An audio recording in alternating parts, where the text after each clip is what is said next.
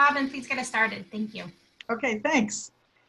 Hello, everyone. Welcome to this week's NCJW webinar. Thanks for taking a break from your matzo ball preparation.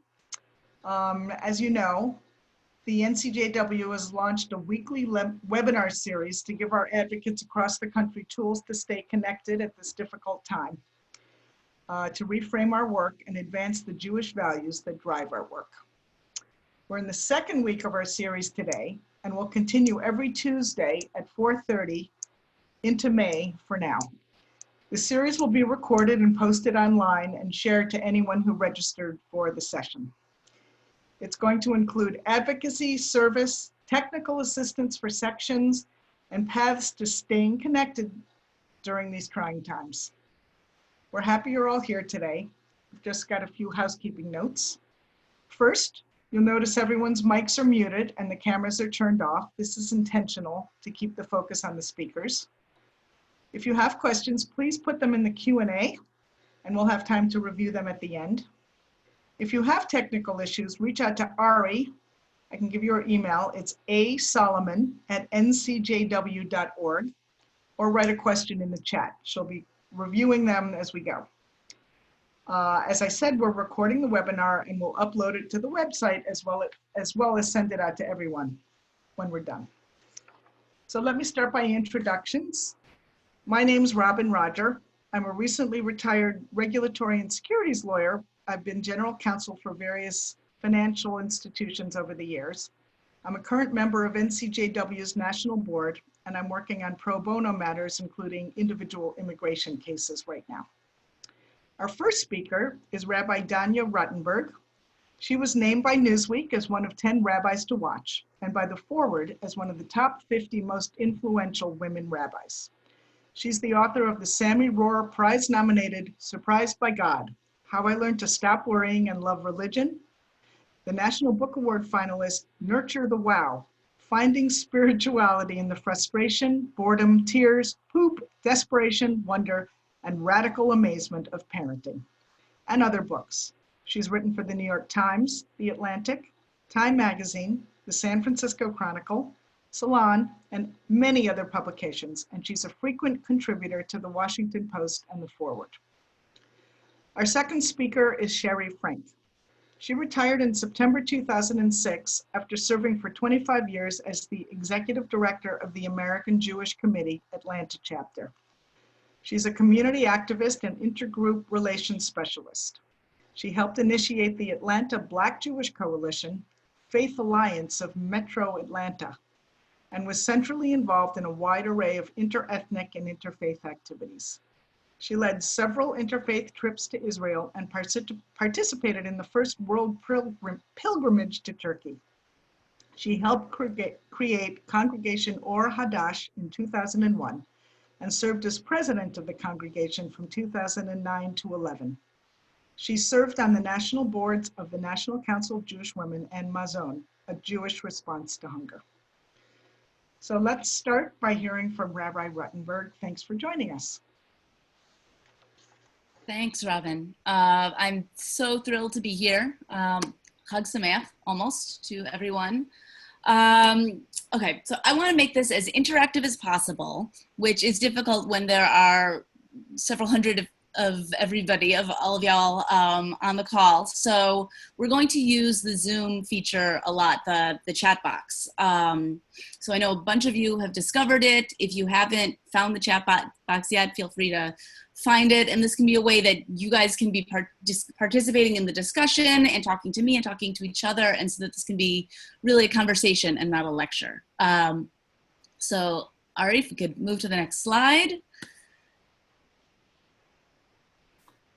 There we go. I'd love to start with just a moment of thinking about a time when you were brave, right? And it doesn't have to, we don't have time to get into everybody's whole story, but even just, you know, a word, a sentence, a phrase, something that comes up for you about a time when you were really brave.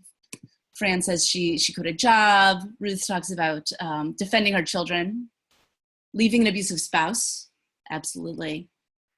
Showing up for a family member who is ill, childbirth, leaving a marriage, being approached by a big dog. That sounds terrifying. Going to the grocery store, getting arrested, protesting ICE. Look at all of these amazing stories coming as an immigrant with a 5-month-old baby and a 3-year-old, right? Leaving home for the first time, going on strike, right? Making a long distance move after a husband's suicide. These are incredible. And facing an addicted child, leaving a 10-year teaching career for the business world, working in China by myself. Wow. Getting gassed in a Vietnam War protest. Sending an email to someone I didn't know. Being in an air raid shelter. I don't know about you guys, but I feel overwhelmed and empowered. Asking for donations, right? This stuff is real and it's hard and it's scary. And going to law school at 55. Right? Bravery isn't about doing something that isn't scary. It's about showing up even when it's scary and doing the thing anyway. Turning on the video in a Zoom room full of strangers, right? And here we have, in this illustration, we have Miriam and the women with their timbrels crossing the Red Sea, right? Going from terrible but known into the unknown. Oh my gosh, I love all of these answers. So we're gonna do a little bit of text study today. There are no women mentioned in the traditional Haggadah. We talk about Moses, we talk about Aaron, Pharaoh, God. God obviously has no gender. God does not have a body. God is not a person. There are no women who are mentioned in the text of the traditional Haggadah. There are rabbis who are men. We don't hear any women's voices, and yet there are 5 women who are absolutely crucial to the beginning of the Exodus story as it exists in the Torah. And they're all incredible, and they all stand up to tyranny and oppression in really different ways. And so I thought it could be nice to spend a little time looking at some of the texts from the Torah, from the first couple chapters of Exodus, to look at these 5 women and use this as a sort of, their choices and their archetypes and their ways of moving through the world to inspire us in our work today. So Ari, if you could move to the next slide, please. Okay, so we need to set the stage, right?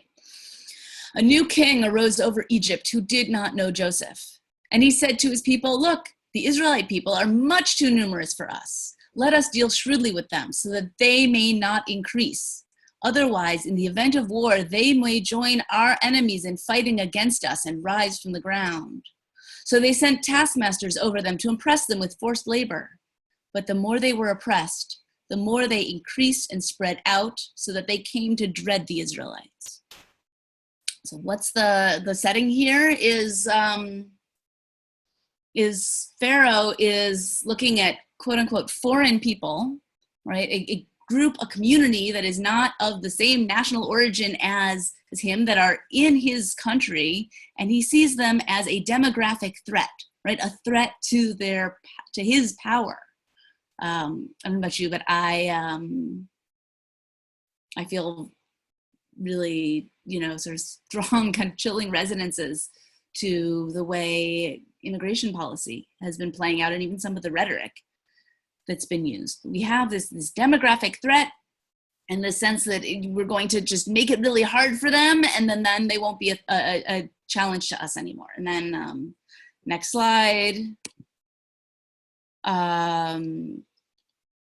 Oh, and here, by the way, I'll stick in the chat box the URL. I have a source sheet so that we're going to where's some attendees? We're going to look at some questions so that even if the texts that we're going to discuss aren't available, you can now, there's a URL in the chat box, so you can access these texts if you want to have a browser window open. So the king of Egypt spoke to the Hebrew midwives, one of whom was named Shiphrah and the other Puah, saying, when you deliver a Hebrew woman, look at the birth stool.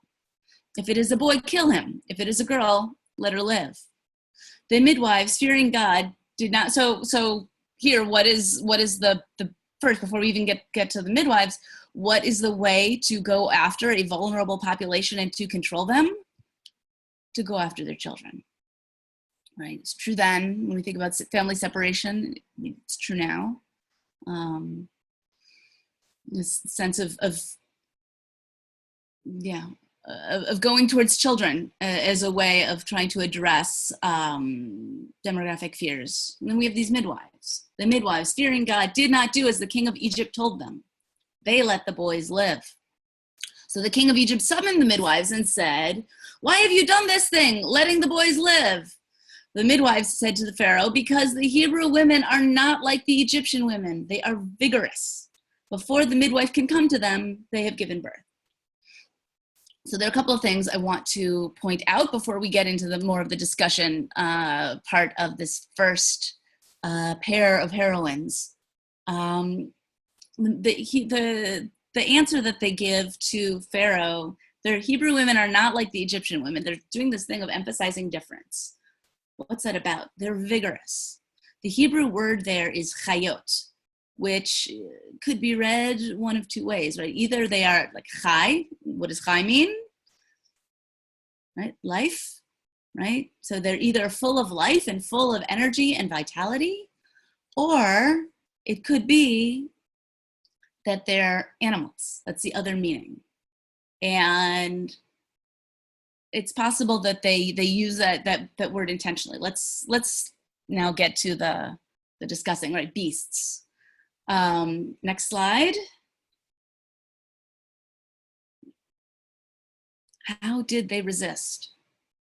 So this is the part where I'd love for you to start bringing your ideas into the Zoom chat. What kind of power did the midwives have? What power did they not have? What kind of impact did they have? What was at stake for them? Why did they respond to Pharaoh in the way that they did? Right, like, this is a bunch of questions, but sort of what was available for them in what was their space of maneuvering, right? Like, what was their space of making choices? What were their available choices? Well, how would they know the sex before birth? Because they'll look at the birth stool. So when the baby comes out, look at the kid. Do they use passive resistance? Right? So there is a midrash that says that the Shifra and Puah were Yocheved and Miriam, but I'd like to read this as the straight, plain meaning of the text. We have two midwives that have names. Women are so infrequently named in the Torah that when we get a name, I think it's important to take it seriously. So we have these two women named Shifra and Puah. And they made a decision to resist Pharaoh's orders, right? Part of their power was in doing work that was, quote unquote, for women, right? Jacqueline Friedman, who's an amazing author whose books you should write, is here. Because Pharaoh and his men wouldn't ever attend a birth. They could say whatever they wanted about what they had done, right? They had a certain kind of access because of their gender. They were able to enter women's space in a way that, it was an unusual situation that they could get to births, even if they couldn't get access to the places where the Jews were getting overworked, for example. They had access to the babies directly, right? So there's power in that access. They were a team, right? They made a choice to work together.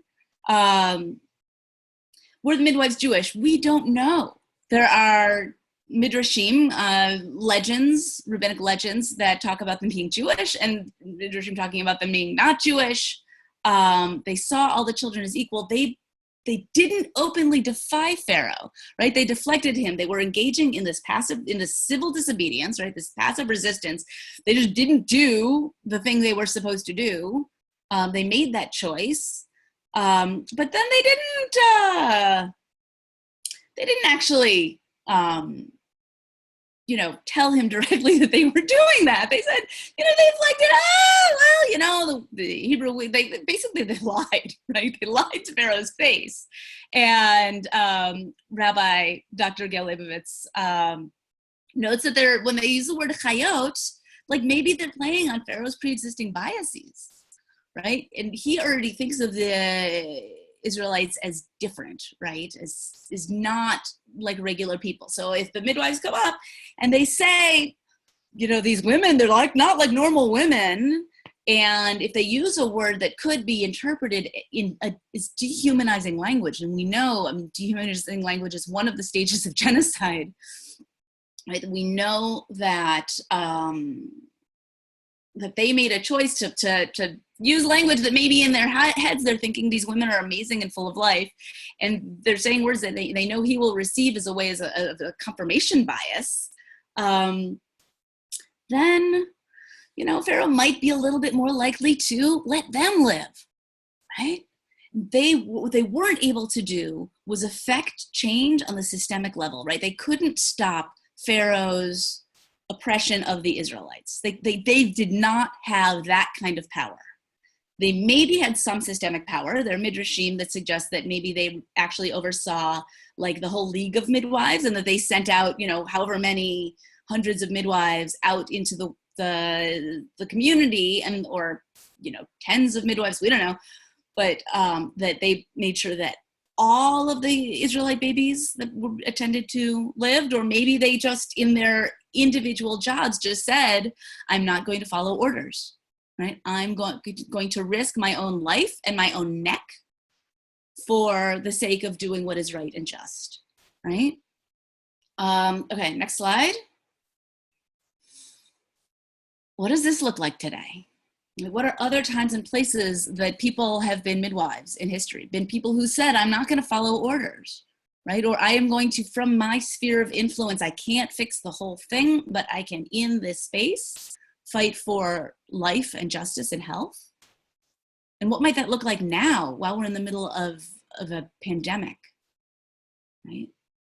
And have you ever been a midwife? And what did that look like? So we've got Margaret Chase Smith standing up to Joe McCarthy. I think about people who hid children during the Holocaust, right? The civil rights movement advocating nonviolence. I think about churches and synagogues now that offer sanctuary to immigrants that are trying to stay clear of ICE, right?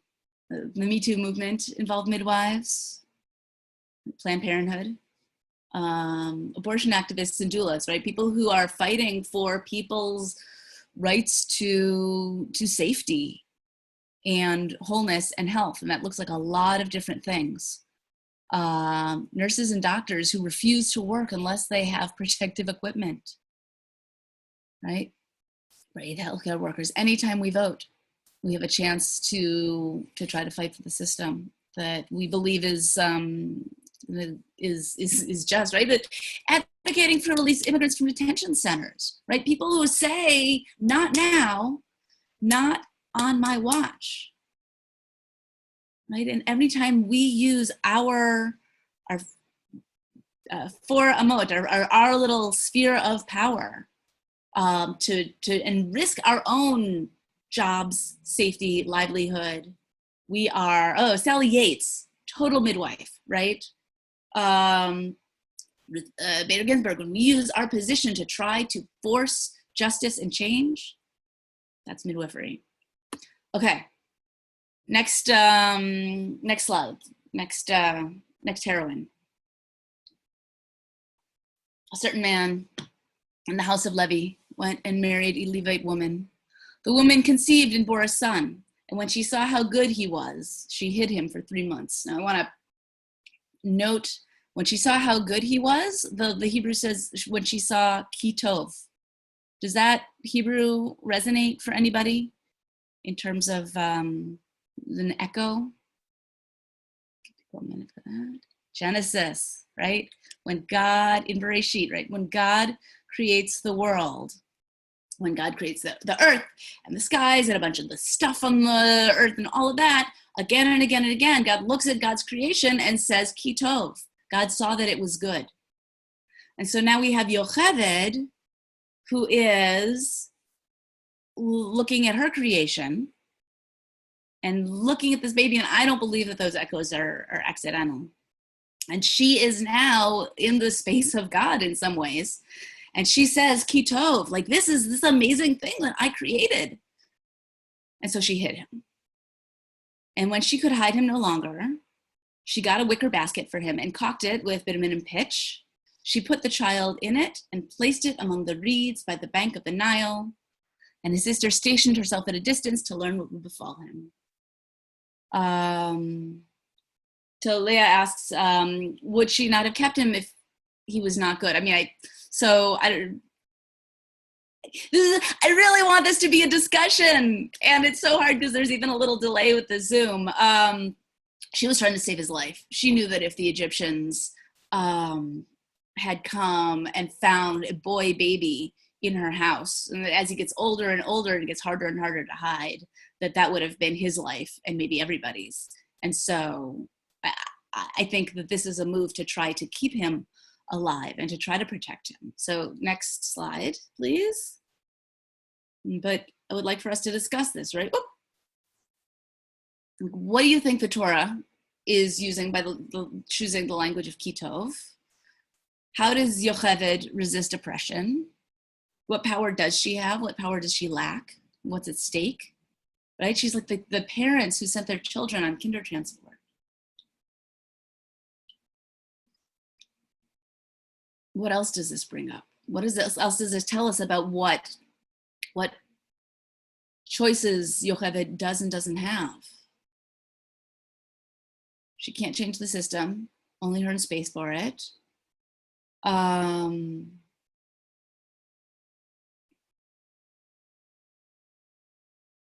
She acts on her own. She knows when she puts this baby in the basket, she might never see him again. I also want to name that in Chief Uz's Faith in Action, right? I believe the United States has for the moment even closed the border completely, but there's this Remain in Mexico policy that came up last spring, where now immigrants and migrants trying to apply for asylum have to do so from outside the US border and are in these really terrible cities, tent camps in Mexico, while they try to go through the red tape to try to get in. And there's a note that if you cross the border and you're a minor, they have to let you in. And so there are parents today who are making the choice to send their kids who are a little older than infant, but to send their children across the border and just hope that they make it, right? Right, exactly what Elena said. She trusted that sending him the basket was better than keeping him for unknown death. She takes big chances. She risks her own life in the sense that if she is discovered to have been this mother, then she's not going to be able to. Then everybody's at risk. Okay, next slide.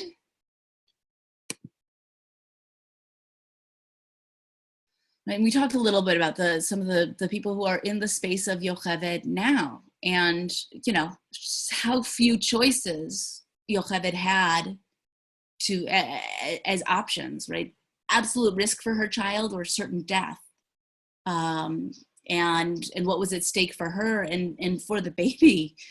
There was no good answer, and she took a risk. What about COVID? Like, does this bring up anything for COVID?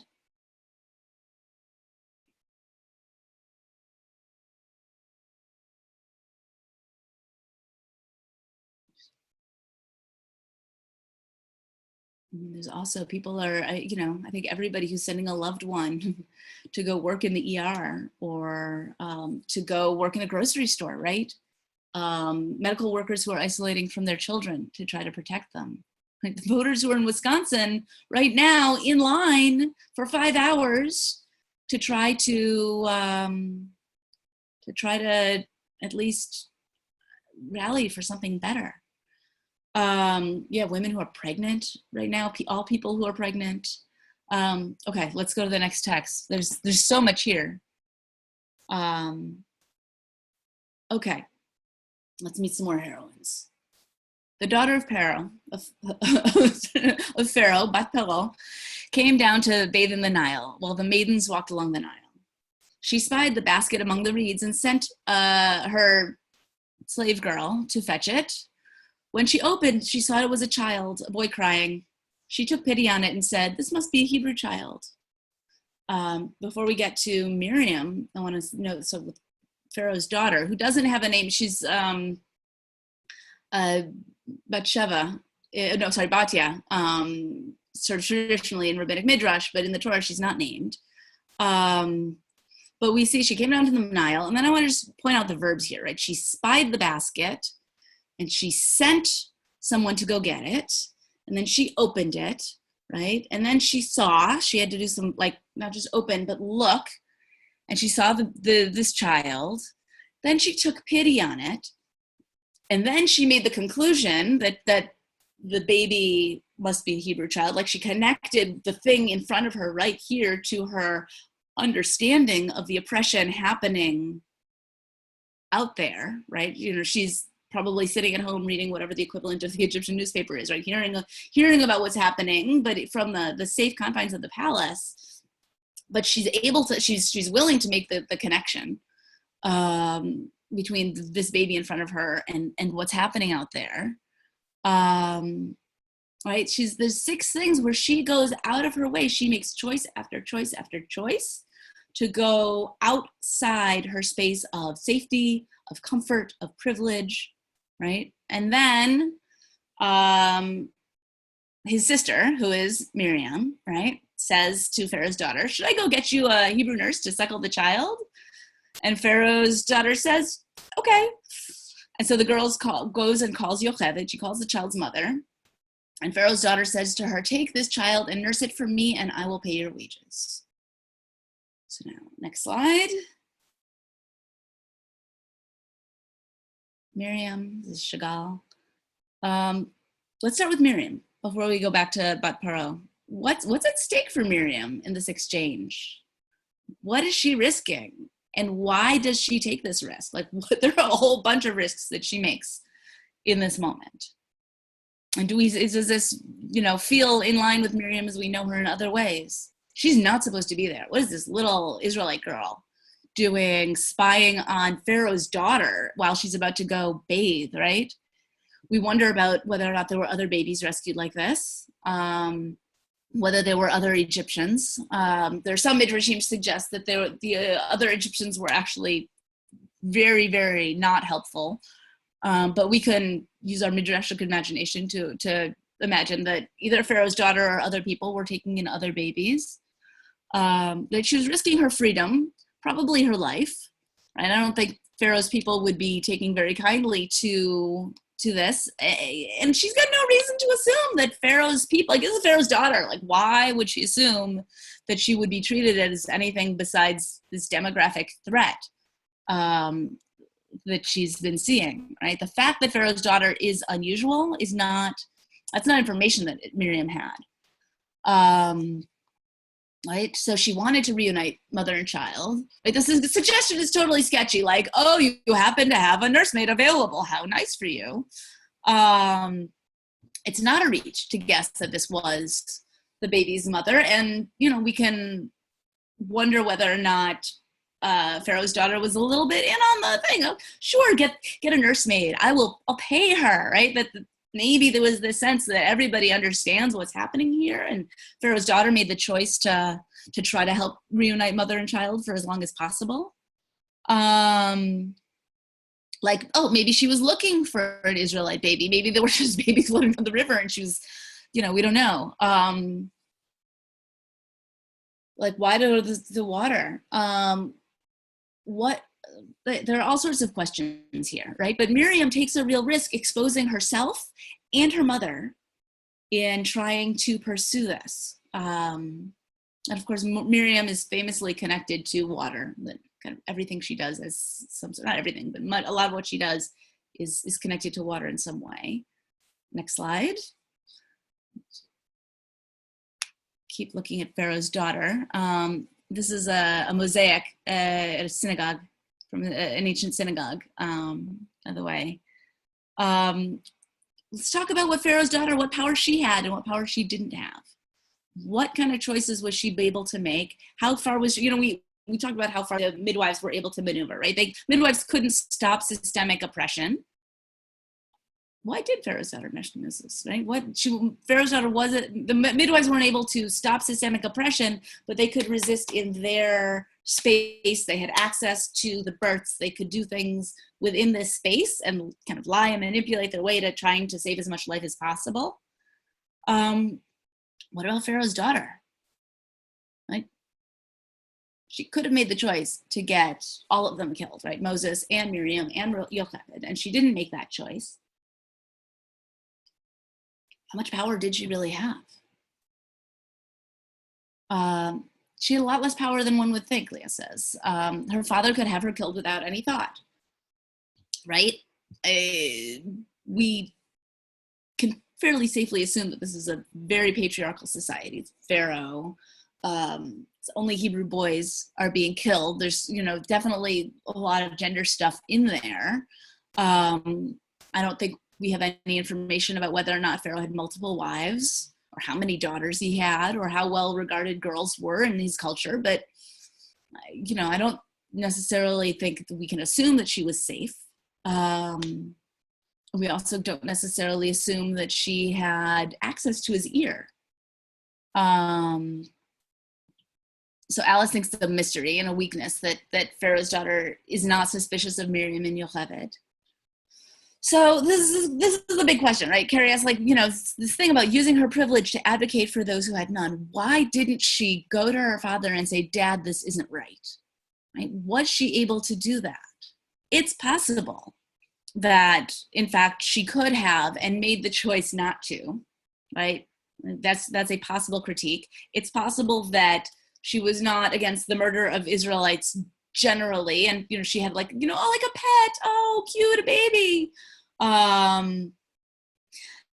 It's possible that she had greater power than we think. It's also possible that she didn't know him very well, that she didn't know Pharaoh well, and that she didn't have a lot of access to him, that she had to rely, somebody noted, on her handmaids to not tattle, right? Maybe she didn't want a baby, or maybe she saw one place where she could be helpful. And I don't, can ask, how much did she pay Yocheved to serve as the nursemaid? And was it enough to cover more than just one family, right? You can tell a story where she maneuvered the best she could in that circumstance, and what she had to offer was money, and she couldn't fix the systemic problem, but she could do what she could to help this one family and maybe other families by extension. We don't know. Next slide.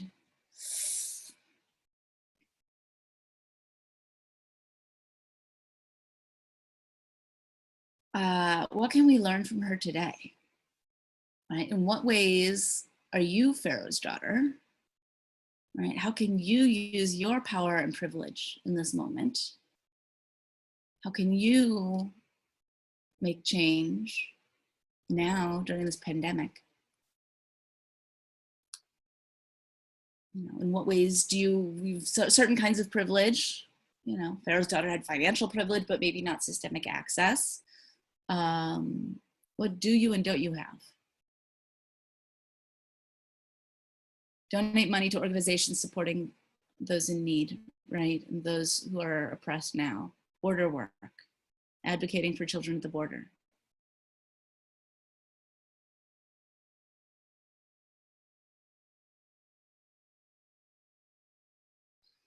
Advocating for the homeless.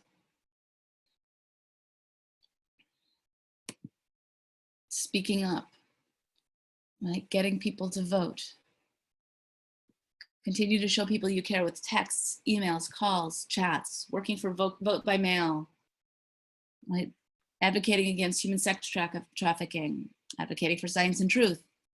Being able to have, if you have the financial means to donate to worthy organizations, right? Supporting domestic violence shelters and help centers, which is absolutely even bigger an issue now than before. With a lot of people in who are sheltered at home with abusers, right? Sewing face masks, teaching ESL, right? Working for fair courts, right?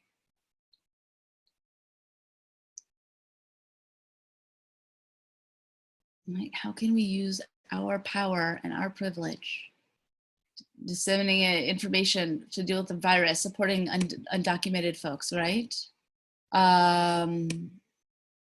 Okay, next slide.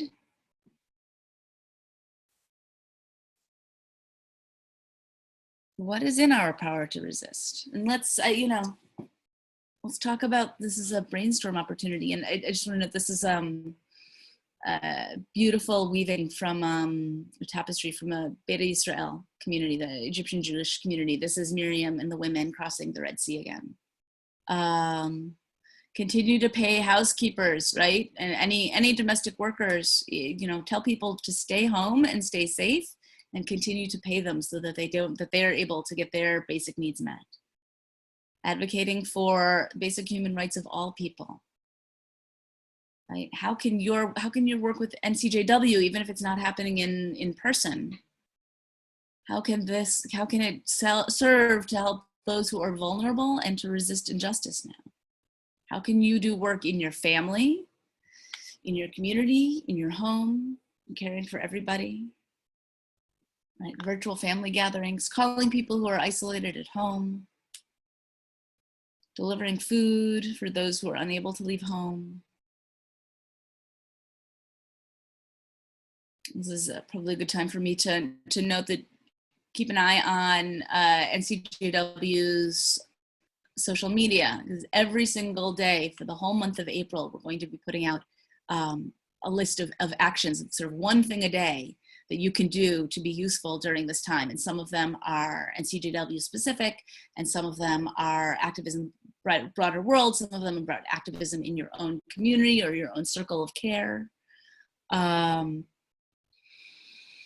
Right.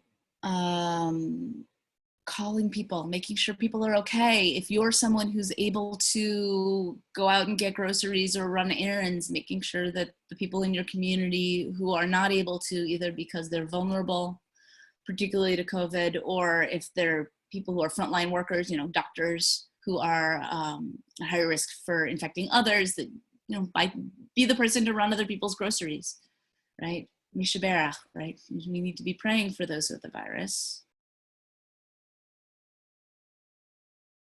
You need to remember again and again and again that there is more than one way to resist, right? There's more than one way to show up.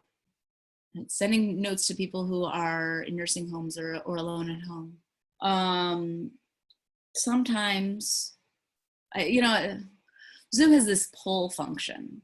And when I was trying to figure out how to make this as interactive as possible, Ari and I talked about maybe I could set up a poll. And the only poll I could think of for this conversation was which of the heroines do you identify with most? Except I hope on some level you identify with all of them, right? That sometimes we are people who have a certain kind of power and access because of the position we find ourselves in, like the midwives, right? They didn't have a lot of positional power, but they had a certain kind of an access, and they used that access, and they were sneaky, and they worked the system the best they could because they understood that saving lives trumps everything, and they were willing to play the game to whatever degree they could so that they could continue saving lives to the best of their ability. Right? Sometimes we're midwives. Right? Sometimes we're yochevet, right? We are the people who are without a lot of access and without a lot of choices, and who have very difficult decisions to make in terms of maneuvers, right? The space that we can move in. But the text reminds us, yochevet is given the honor of God, right? Ki tov, she's a creator, looking at, beholding her creation the way God is. The text is telling us something about how important yochevet is. Sometimes that's us, and sometimes it's other people. Sometimes we're the ones who need to be bravely standing up and taking a risk on behalf of our family and our community. Right? And sometimes we're the ones with power and privilege and access, and we need to figure out how to use whatever resources we have available to try to save, even if we can't save everybody, to try to care for the people who are in our space, to go out of, to make the choice, the 6 verbs, right? To look up from our own immediate life, to look with curiosity at what's happening out there in the world, to try to let the world's problems come into our space, and then to say, well, how can I, to let ourselves have pity, right? To let the empathy come through, and to let ourselves, let it hurt, right? What's happening right now in the world is really terrifying and painful. And sometimes we need to have that moment of letting our heart go soft and letting it in and being angry and crying and hurt and scared and furious and grieving, and to let it touch us so that it can then help us inform our next step, which is to use our power and resources for good. Right? And to use whatever we can to offer whatever help and connection and caring that we can. Right? Every single one of us has the opportunity to be like the heroines of this story. And sometimes we may be one of them, sometimes we may be one of the other ones. But it is on us to take steps to try to do everything in our power to use our power in our sphere of influence. And that's all we got. Every single one of us works to save that one baby, right? Metaphoric or literal. That's a lot of life. So I want to bless us all for a Pesach full of joy and connection, even in this hard time, right? Freedom and meaning, right? To remember that our job, right? After we're free, we hear again and again, you should take care of the stranger and the widow and the orphan, take care of vulnerable people because you were strangers in the land of Egypt, right? We are supposed to take this experience of hardship and suffering and use it as the opportunity to become vehicles for empathy and caring and connection and responsibility for one another. For folks who want to attend Seder on Zoom, I'm going to put in the chat box, here are links to 4, I need to get it to all panelists and attendees. Let's see if this goes, is this going through? Yes. Here are links to 4 different Seders that are happening. And they're all, those are 3, and here's the 4th one. They're all amazing. They'll all be wonderful. So whatever feels like the right thing. And now it is my great pleasure to hand the mic to Sherry Frank, who's gonna talk a little bit about an amazing feminist Haggadah that she's been part of developing.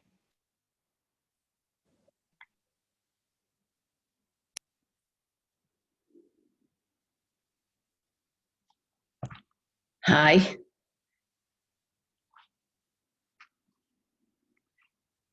Hi, can you hear me? Yep, we can hear you. Okay. Hi. I was president of the Atlanta section for the first time in 1973. At that time, the emerging Soviet Jewry movement was in full force. In April 1974, we printed the Matzah of Hope in our section's monthly bulletin. The National Conference on Soviet Jewry urged everyone to include this reading at our Seder table. It reminded us of their struggle to leave, to pass on Jewish tradition, to the bitterness of those in prison, the Soviet Jews that were prisoners of conscience, and called on us to be aroused by their affliction, some of the same words we use in our Haggadah and in our Seder. I began with this because for me personally, it opened the Haggadah up for me to continually bring new readings and insight into my own Seders. Over the decades, I collected contemporary readings and programs reflecting and prayers reflecting all the challenges that we were addressing in National Council of Jewish Women, human rights, peace in the Middle East, and most especially, the wide range of women's issues. I began printing together Haggadot and leading women's seders from my synagogue, from Jewish nursing homes, and most especially for NCJW. When our Atlanta section was struggling just a few years ago, I suggested we hold a women's seder. To our delight, it brought together our largest crowd and many past active members and past leaders. Additionally, members helped create our Haggadah, and several folks substituted our own Haggadah at their seders. They asked if it was okay, and we said, of course, a women's seder is not necessarily your traditional seder, though we did it several weeks before Passover, but we were thrilled that people wanted to include our Haggadah or portions of it in their own seder. This year, we planned an extra special Haggadah. Lots of us contributed to developing it, and we had planned to have a large gathering with mothers and daughters and friends and colleagues. But with the COVID-19, we had to change our plans and hold our seder on Zoom. We sent 13 pages of our 37-page beautiful Haggadah to participants, and over 100 women joined us. You now have the 13 pages of our 37-page Haggadah, and I wanted to highlight just some of our choices and what their messages mean today. So we began with just the circle of women dancing. We love to dance as we sing Miriam's song and remember Miriam crossing the sea with timbrel in hand. One of the things I always bring is a timbrel that was a benefit of the women at the wall and shows women dancing at the wall. So in our 13-page Haggadah, let me just collect just a few of the things. One of our first readings was called Ready, and it just kind of reminded me of all the times Jews had to leave in a hurry. From Egypt, from the Soviet Union, those who are fleeing now, we have the largest refugee community all over the world. So Ready kind of reminded me of that quick need to leave and the pain of what you leave behind, but also the amazing work NCJW has done through the decades as we have reached out to immigrants. We always put Miriam's cup at our table and talk about all the work in the story of the Exodus that Miriam played, and are reminded that her well had water in it until she passed away and the well dried up. We enjoy putting water in each of our Miriam's cups to fill the cup as a symbol of us working together and that we need each of us. I included in it the 4 questions because I particularly like the one that NCJW included in it. And it's the second question, and it refers to our advocacy. I personally love the Daughters of Sarah that's in our Haggadah. It talks of our matriarch, Sarah. It speaks of Miriam. But I love the fact that it also speaks of Naomi and the daughter of Ruth. And this kind of every woman who makes a difficult choice to cast her lot with the Jewish people. Every woman who chooses to follow other women out of loyalty and out of love. We are all Ruth's daughters. I just particularly love that one. Every year we always include some interesting 10 plagues. For sure next year we'll have a new one to add. But we also ask people to kind of say a plague that they think we're living through today. I love doing that at my own table with my children when they mention things like bullying and other such things that I hadn't really thought of adding to the written list of plagues.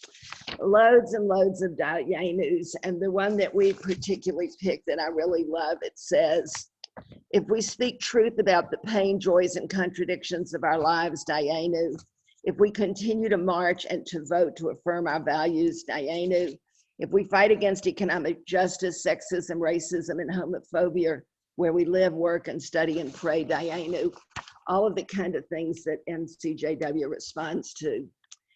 And I also love the new traditions of adding things to our Seder plate. For a very long time, we've all talked about the orange and the various meanings of it, of what that orange symbolizes in terms of bringing inclusion to our world.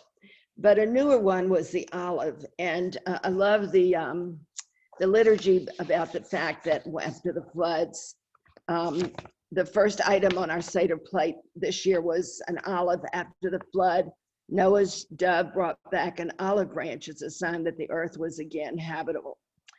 And it also is an embodiment of our prayer for peace in the Middle East.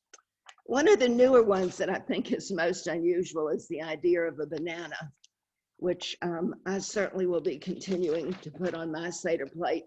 And it talks about a little child that was rushed up and drowned at the borders of Syria, and a second little child, and the mother who perished and the father lived, to recall that his tiny little boys loved the banana, and as a gift at the end of a day's work, he would bring a banana, even if he only could bring one, and they shared it. So just a symbol of the heart-wrenching times we live in and the refugees around the world. So this is just a sample of some of the things we put in our Haggadah. We often, as we lifted up the 4 cups to drink and bless the 4 cups of wine, we raised the stories of women like Emma Lazarus and Ruth Bader Ginsburg, as well as the heroines that you just learned more about with our discussion with the rabbi. But for us, gathering around a women's table and sharing the readings of a Haggadah, just for me really brings inspiration and added enthusiasm and pride in the work of NCJW. And that's a little taste of the Atlanta section's work around Passover. And now I'm very happy to turn it back to Robin.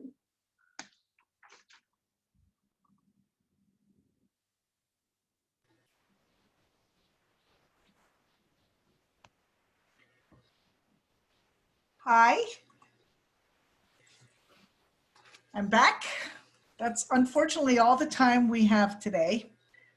I want to thank Rabbi Ruttenberg and Sherry for sharing your expertise. And thank you to everyone who's on the phone from so many places for joining us to learn about the incredible women of the Passover story and what they can teach us. We hope you'll join us for next week's webinar on Jewish values and abortion in a time of COVID-19. Rabbi Ruttenberg will be back, and NARAL President Elise Hogue, as well as a recent addition, Alexis McGill, who's the acting president of Planned Parenthood, will be on that session. And they'll discuss the ongoing attack on abortion rights during the coronavirus pandemic. That webinar will be on Tuesday, a week from today, April 14th at 4:30 p.m. From everyone at NCJW, we wish you and your loved ones a meaningful and inspirational Passover holiday. May we all gain strength and hope in this difficult time from the women of the Passover story. Please stay well, and we look forward to seeing you again next week. Chag Sameach, everybody.